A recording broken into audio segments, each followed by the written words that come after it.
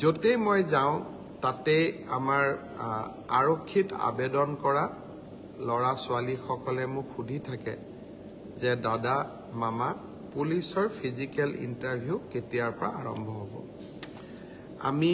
অসম পুলিচত 6434টা পোষ্টৰ বাবে আবেদনৰ প্ৰক্ৰিয়া আৰম্ভ কৰিছিলো আৰু আজি আমি সিদ্ধান্ত ললো যে অহা 3 অক্টোবৰৰ পৰা পুলিচৰ ফিজিক্যাল টেষ্ট সমূহ আৰম্ভ হ'ব গতিকে মই সকলোকে অনুৰোধ কৰিম যে বানপানীৰ যেতিয়াই পানী শুকাব আমাৰ খেলপথাৰসমূহ মুকলি হ'ব আমি দৌৰা প্ৰেক্টিছ আৰম্ভ কৰিব লাগে কাৰণ 3 অক্টোবৰৰ পৰা অসম আৰক্ষীৰ ফিজিক্যাল টেষ্ট আৰম্ভ হ'ব মোৰ লক্ষ্য হৈছে যে ফিজিক্যাল টেষ্ট ৰিটেন আৰু ভাইবা তিনিওটা প্ৰক্ৰিয়া সম্পূৰ্ণ কৰি এই বিত্তীয় বৰ্ষতে আমি যাতে এই 6434টা পদ ভৰ্তি কৰিব পাৰো এটা সুন্দৰ নিযুক্তি প্ৰক্ৰিয়াৰ মাজেৰে লৰা ছোৱালীক নিযুক্তি দিব পাৰো আৰু তাৰ লগে লগে 2025 চনৰ বাবে আকৌ এবাৰ নিযুক্তি প্ৰক্ৰিয়া আমি যাতে আৰম্ভ কৰিব পাৰো বিভিন্ন স্থানত গলে ছাত্ৰ ছাত্ৰী সকলে এডিআৰইৰ পৰীক্ষাসমূহ কেতিয়াও অনুষ্ঠিত হ'ব সেই বিষয়েও মোক প্ৰশ্ন কৰে আজি আমি সেই বিষয়েও এখন বৈঠক কৰিছিলো এডিআৰইৰ আসাম ডাইৰেক্ট ৰিক্ৰুটমেন্ট এক্সামিনেশন যাক আমি চমুকৈ এডিআৰই বুলি কওঁ এডিআৰইৰ গ্ৰেড 3 পোষ্টসমূহৰ পৰীক্ষা 15, 22 আৰু 29 ছেপ্টেম্বৰত অনুষ্ঠিত হ'ব মই আকৌ এবাৰ কৈছো যে গ্ৰেড 3 পোষ্টসমূহৰ বাবে ইন্টাৰভিউ 15, 22 আৰু 29 ছেপ্টেম্বৰত অনুষ্ঠিত হ'ব এই পৰীক্ষা এবাৰ লোকসেৱা আয়োগে পতা পৰীক্ষা আৰ্হিত হ'ব প্ৰথমতে প্ৰিলিমিনাৰী পৰীক্ষা হ'ব তাৰ পিছত মেইনছ হ'ব আৰু মেইনছৰ পিছত আমি ভাইভা প্ৰক্ৰিয়াৰ মাজেৰে আমি সমগ্ৰ ইন্টাৰভিউ প্ৰক্ৰিয়াটো সমাপ্ত কৰিম প্ৰিলিমছ এক্সাম তৃতীয় শ্ৰেণীৰ পদসমূহৰ বাবে 15, 22 আৰু 29 ছেপ্টেম্বৰত অনুষ্ঠিত হ'ব আজি আমি জুলাই মাহত আছো মই আশা কৰিম যে আমাৰ শিক্ষাৰ্থীসকলে চাকৰি প্ৰাৰ্থীসকলে যাতে পঢ়া শুনা আৰম্ভ কৰে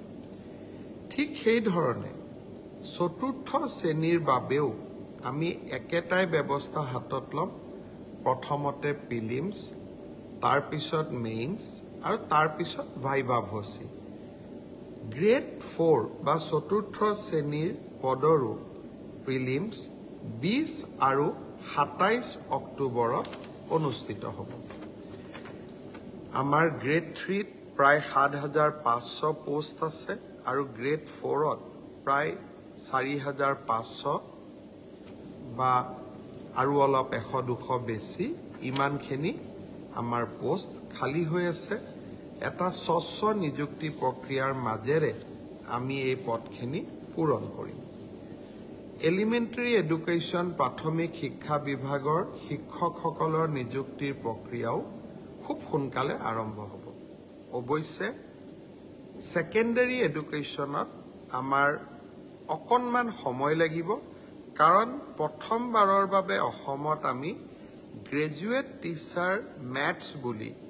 এটা নতুন পদ সৃষ্টি কৰিব খুজিছো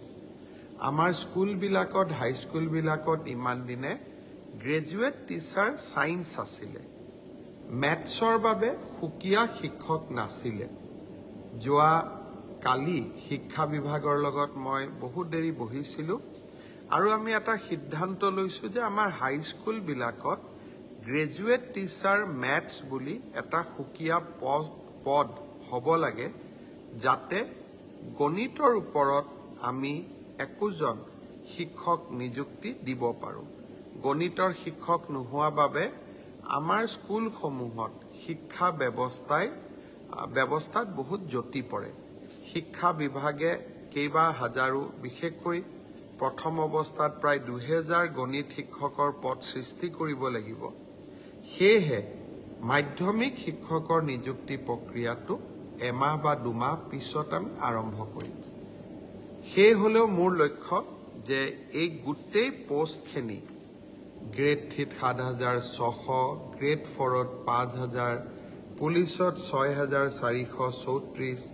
এলিমেণ্টাৰী এডুকেশ্যনত 5550 গৰাকী শিক্ষক সেকেন্ডাৰী এডুকেশ্যনতো প্ৰায় 8000 শিক্ষক এই গোটেই অৰ্থাৎ প্ৰায় 35000 নিযুক্তি আমি মাৰ্চ মাহ বা এপ্ৰিল বিশেষকৈ বহাগ বিহুৰ আগতে আমি শেষ কৰিব খুজিছো ছাত্ৰ ছাত্ৰীসকল যুৱক যুৱতীসকল নিকা নিযুক্তি মোৰ দায়বদ্ধতা আছিল বহু সময়ত বহুতে কয় যে মেৰিটত নিযুক্তি পাইছো চৰকাৰক কিয় খাতিৰ কৰিব লাগে পংকিলতাৰ দিনত ৰাজনৈতিক দৃষ্টিৰ পৰা আঁতৰি মেধাৰ ভিত্তিত নিযুক্তি দিয়া সিদ্ধান্তই ৰাজনৈতিকভাৱে আমাক কৰবাত বহুত ক্ষতি কৰে আনকি আমাৰ দলৰ মানুহবিলাকো বা আমাৰ দলৰ কাৰ্যকৰ্তাবিলাকো কেতিয়াবা মন বেয়া কৰে যে আমি দল কৰো কিন্তু চাকৰি আমি নাপাওঁ তথাপিতো মেৰিটত নিযুক্তি দিয়া মোৰ এক দায়বদ্ধতা আছে আৰু সেই দায়বদ্ধতা পালন কৰাৰ বাবে মই আকৌ এবাৰ সাজু হৈছো বহু দিন অসমত বহু ধৰণে নিযুক্তি হৈছিল কিন্তু মেধাৰ ওপৰত নিযুক্তি এনেকৈ কেতিয়াও হোৱা নাছিল 1 লাখ নিযুক্তি সমাপ্ত কৰি নিৰ্বাচনী সভাবিলাকত মই যি ধৰণে প্ৰতিশ্ৰুতি দিছিলো যে মই আৰু 50000 নিযুক্তিৰ ব্যৱস্থা কৰিম তাৰ প্ৰতি ধাৱমান হৈছো আজিৰ পৰা সেই প্ৰক্ৰিয়া আৰম্ভ হ'ল সকলোকে বহুত শুভেচ্ছা জনাইছো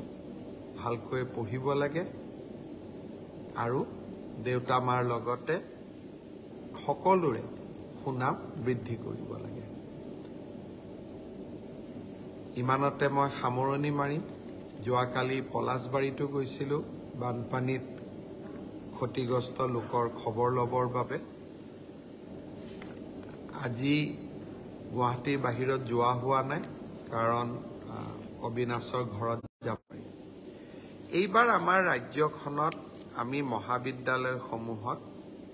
1 লাখতকৈ অধিক ছাত্ৰ ছাত্ৰীক বিনামূলীয়া নামভৰ্তি কৰিছো অৱশ্যে মোৰ ওচৰত অভিযোগ আছে দুই এখন কলেজে 650 টকাকৈ ছাত্ৰ ছাত্ৰীসকলৰ পৰা নামভৰ্তিৰ সময়ত লৈছিলে অহা পৰহি 10 তাৰিখে মহাবিদ্যালয়সমূহক নামভৰ্তি বিনামূলীয়া কৰাৰ বাবে তেওঁলোকৰ যিমান ক্ষতি হ'ল সেই সমুদায় টকা আমি মহাবিদ্যালয়সমূহক উভতাই দিম প্ৰায় 60 কোটি টকা সেইদিনাখনে মই মহাবিদ্যালয়ৰ অধ্যক্ষসকলক অনুৰোধ কৰিম